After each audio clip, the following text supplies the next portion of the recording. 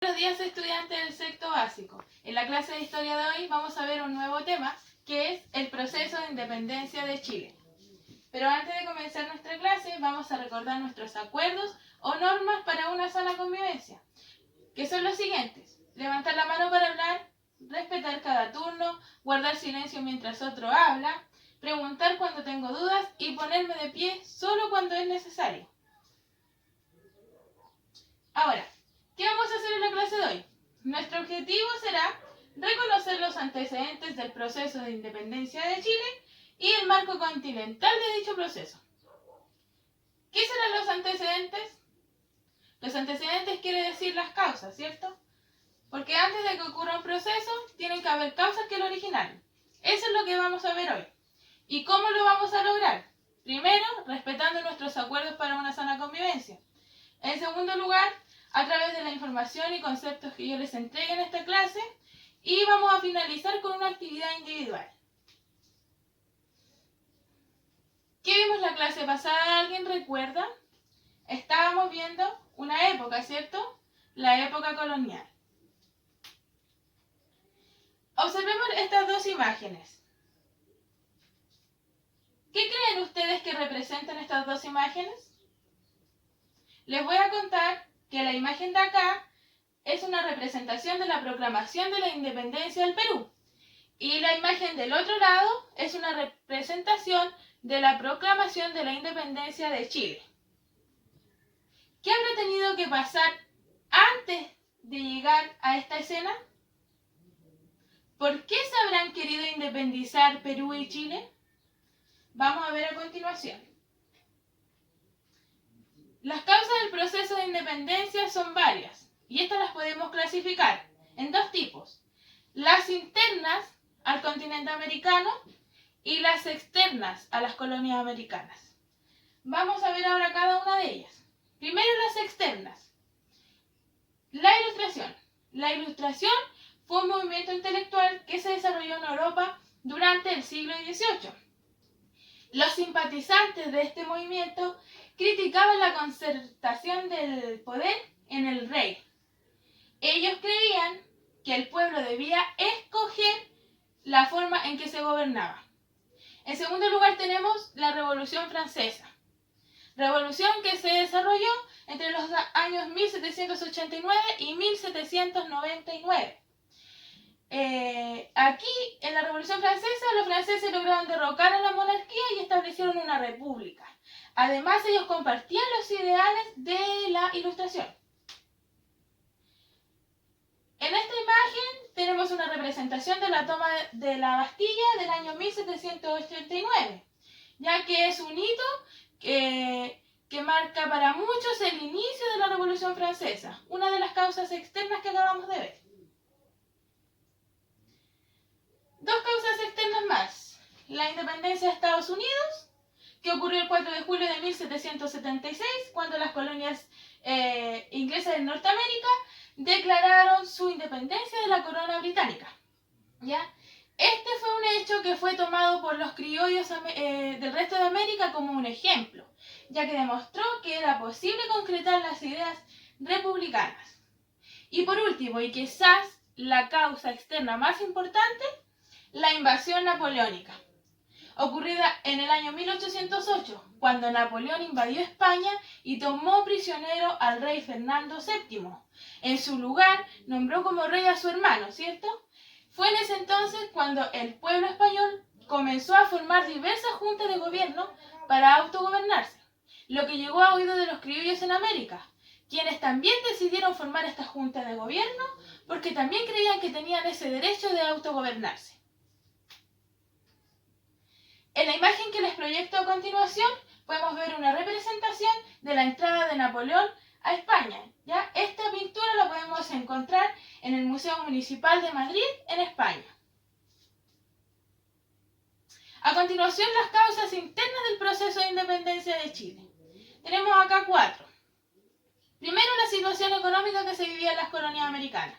Una precaria situación económica para los criollos, ya que la corona había decidido aumentar y crear nuevos impuestos. Además, mantenía su monopolio comercial, que afectaba directamente a los criollos. había un descontento por parte de los criollos.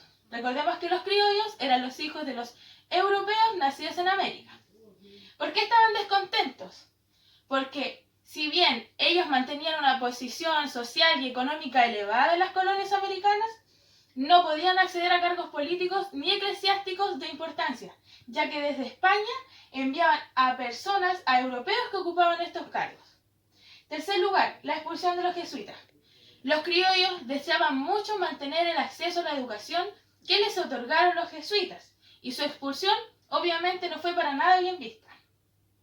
Y finalmente, la identidad criolla. Con todo lo anterior, los criollos se sentían un poco discriminados por parte de los españoles, por lo que desarrollaron un sentido de identidad en la tierra en la que habitaban, en su tierra americana. Ahora veamos por qué se habla de que el proceso de independencia de Chile se desarrolló dentro de un marco continental. Eso es porque, como les contaba anteriormente, cuando Napoleón tomó prisionero al rey Fernando VII, se formaron juntas de gobierno en España, y esto llegó a oídos de los criollos. También se comenzaron a formar juntas de gobierno en todas las colonias americanas. Veamos el siguiente mapa. Cuando se formaba la Junta de Gobierno en el año 1810 en Santiago, simultáneamente se hacía en Buenos Aires, en Bogotá, en Caracas y en México el mismo año. Asimismo, un año antes, en el 1809, se formaron juntas de gobierno en Quito y en La Paz. Muy bien. Ahora que conocimos estos antecedentes internos y externos del proceso de independencia de Chile, analicemos la siguiente fuente de información. La primera, de Leslie Bete, del año 1991, una fuente de información escrita que nos dice lo siguiente: los más altos cargos eclesiásticos se reservaron de nuevo para los europeos. Segunda fuente de información, del 2005. Aparecieron numerosas juntas que gobernaban también a nombre de Fernando VII. El movimiento juntista americano, dice, constituyó una importante experiencia de autogobierno que al final iba a tener consecuencias negativas para la propia España. Vamos analizando y poniendo atención a lo que dice la fuente de información. La tercera, una fuente de información primaria bastante interesante. Su autor escribió bajo el seudónimo de José Amor de la Patria en el año 1810, días antes de que se formara la primera Junta de Gobierno en Chile.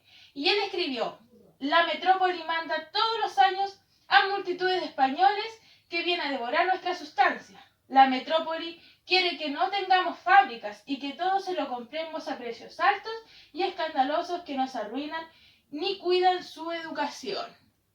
Atención con eso.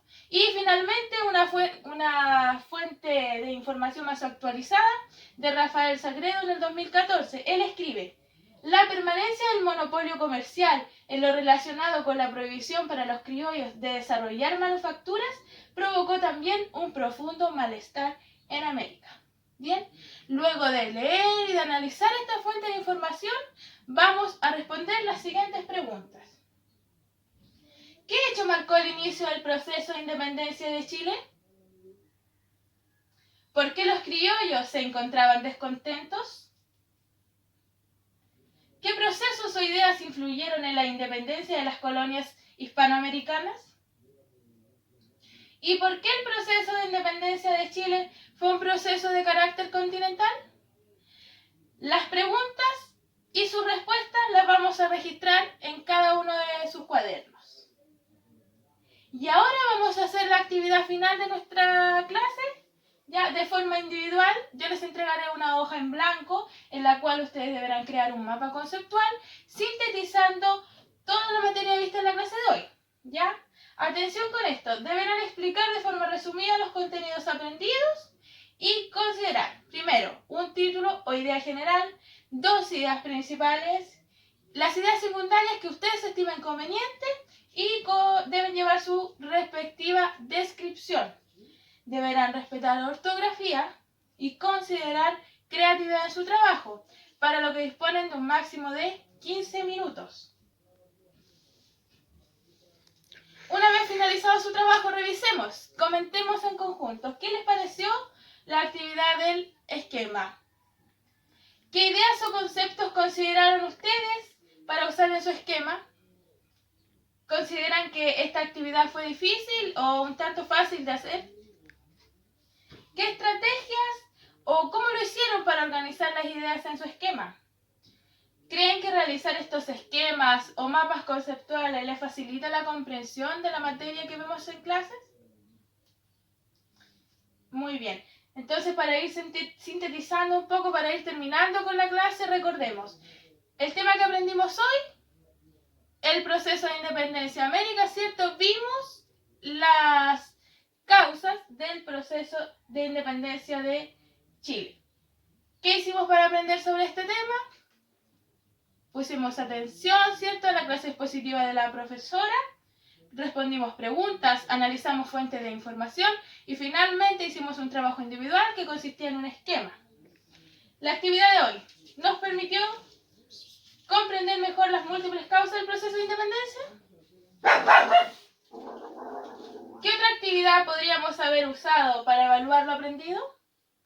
Y finalmente, ¿ustedes creen que cumplimos el objetivo de la clase de hoy? Bien, entonces con este cuadro resumen, sintetizamos lo que vimos hoy en clase, que fueron las causas de la independencia de Chile, clasificadas tanto en internas como externas. Dentro de las internas tenemos acá dos: el descontento criollo, la situación económica, sabemos que fueron 4, ¿cierto? Y las externas, la Revolución Francesa, la invasión napoleónica, también el movimiento de la Ilustración y la independencia de Estados Unidos. De esta manera, entonces, damos por terminada la clase de hoy. Nada más que agradecer por su atención y cooperación en esta clase.